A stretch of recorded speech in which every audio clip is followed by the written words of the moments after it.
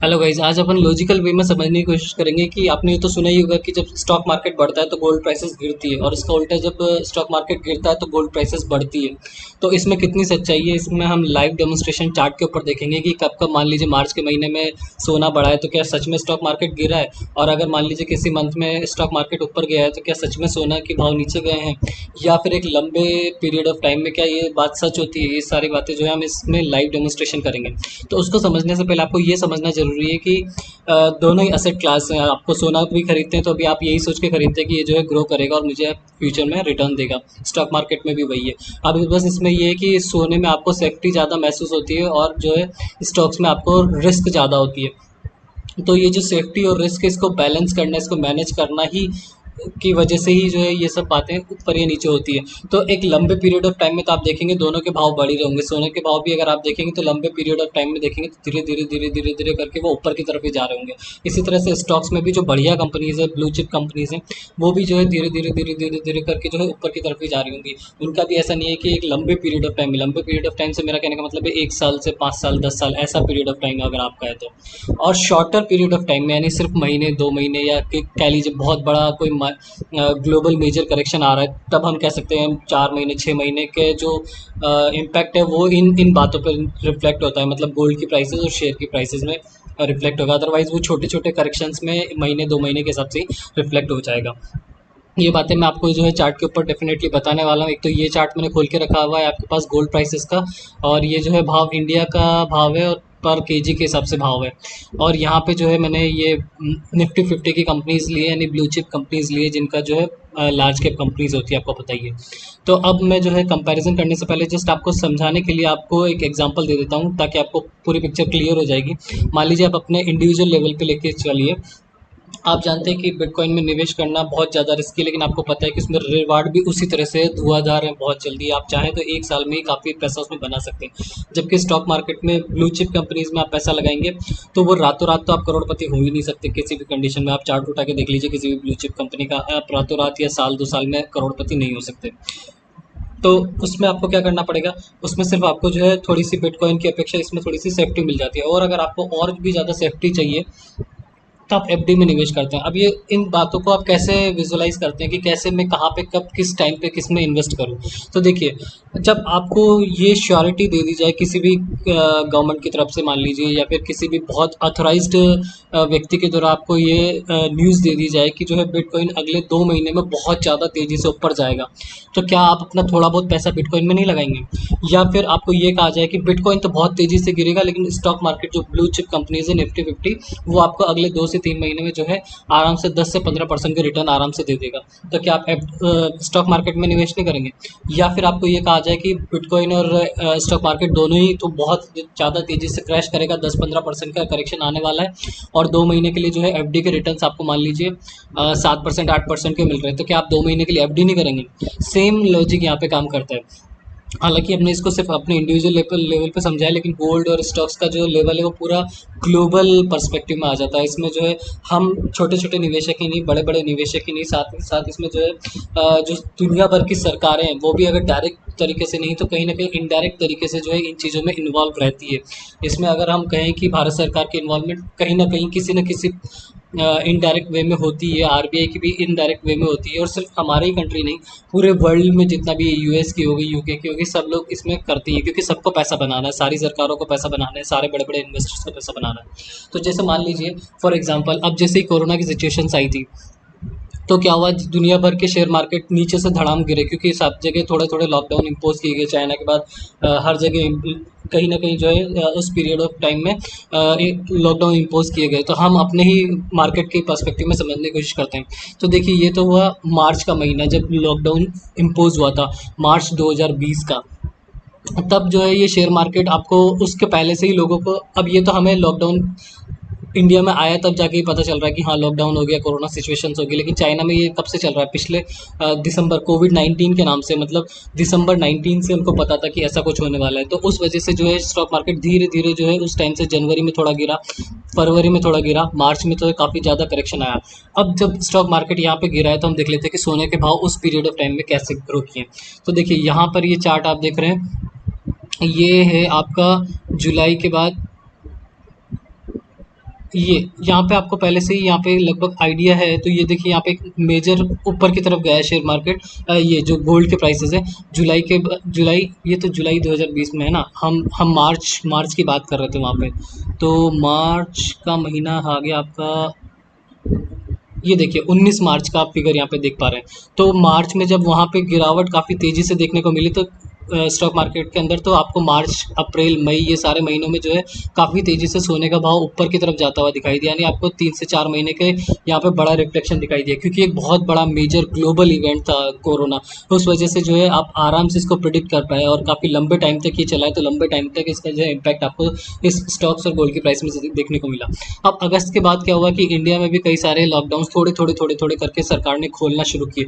इसी तरह से वर्ल्ड वाइड भी जो है यूएस यूके और सभी जगह थोड़ी सी कोरोना की जो फर्स्ट वेव थी, लोगों ने उसको झेल लिया और उसको थोड़ा सा समझ पाए कि हाँ, ये उतना बड़ा इम्पैक्ट नहीं आने वाला है जितना बड़ा लोगों ने मार्च में सोचा था। कि मार्च में तो लोगों ने सोचा था सब कुछ गिर जाएगा, सब कुछ तहस नहस हो जाएगा, लेकिन जो है कोरोना उतनी तेज़ी से जो है लोगों को डैमेज नहीं किया, यानी कि जो मोर्टेलिटी रेट थी वो उतनी ज़्यादा नहीं थी वर्ल्ड वाइड। तो लोगों ने सोचा कि हाँ अब ठीक है। तो गोल्ड प्राइसेस वहाँ पे स्टेबल हो गए, स्टेबल क्या हो गए, बल्कि जब यहाँ पे आप देखेंगे कि ये मंथ, जब ये यहाँ पे आपको देख रहे हैं कि अगस्त में गोल्ड का पीक आ गया था, उस टाइम पे स्टॉक मार्केट कैसा कर रहा है। तो हम अगस्त की बात कर लेते हैं। ये महीना आ गया आपका, ये अगस्त है। तो देखिए यहाँ पे आपको जैसे ही पता चला एक ग्राफ के अंदर कि कोरोना सिचुएशंस यहाँ पे जो है काफ़ी अच्छे से इम्प्रूव हो गई, और अब लोगों को चार्ट देख के लग भी रहा है कि जो है ये शेयर मार्केट ऊपर की तरफ जाएगा, क्योंकि इसने पिछली जो गिरावट थी उसको पूरी तरह से हजम कर लिया, उसको पूरी तरह से कंज्यूम कर लिया। तो अब लोगों को लग रहा है अगस्त के बाद जो है सितंबर अक्टूबर नवंबर में जो है ये शेयर मार्केट ऊपर की तरफ जाएगा। तो ये देखिए ये जो ग्रीन कैंडल यहाँ तक बनी है, लगभग दिसंबर 2020 तक, तो दिसंबर 2020 तक गोल्ड के प्राइसेस को देखने की कोशिश करते हैं अगस्त से ये कैसे हिसाब से जा रहा है। तो जैसे ही वहाँ पे शेयर मार्केट ऊपर जा रहा है तो गोल्ड प्राइसेस नीचे की तरफ जा रही है। दिसंबर तक मैंने कहा, तो दिसंबर तक लगभग लगभग आप देख रहे हैं तो गोल्ड प्राइसेस काफ़ी हद तक नीचे की तरफ आई, और उसके बाद भी जो है फिर से दिसंबर के बाद अगर आप देखें तो और नीचे की तरफ आई मार्च 2021 तक। तो मार्च 2021 तक का हम ग्राफ यहाँ पे देखने की कोशिश करते हैं कि इसके बाद जो है ये देखिए यहाँ पे एक रेड कैंडल बनी है यहाँ पे जनवरी के अंदर, 1 जनवरी के आसपास। तो 1 जनवरी के आसपास हम गोल्ड की प्राइसेस को देखते हैं कि क्या सच में उसमें थोड़ा बहुत उछाल आया था। तो देखिए यहाँ पे ये है नवंबर, और अब जो है यहाँ दिसंबर जो है थोड़ा ऊपर की तरफ जा रहा है। जब जनवरी में ये ऊपर की तरफ जा रहा है, मतलब लगभग लगभग हम कह सकते हैं कि दिसंबर में ऊपर की तरफ गया है। तो जब यहाँ पे दिसंबर में ऊपर की तरफ गया है, तो यहाँ पे जो है ये स्टॉक मार्केट यहाँ पे, हाँ ये वाला, तो ये जनवरी में थोड़ा सा नीचे की तरफ स्टॉक मार्केट गया, क्योंकि जनवरी में आपने देखा कि वो जो है दिसंबर में काफ़ी हद तक ऊपर गया था गोल्ड प्राइसेस।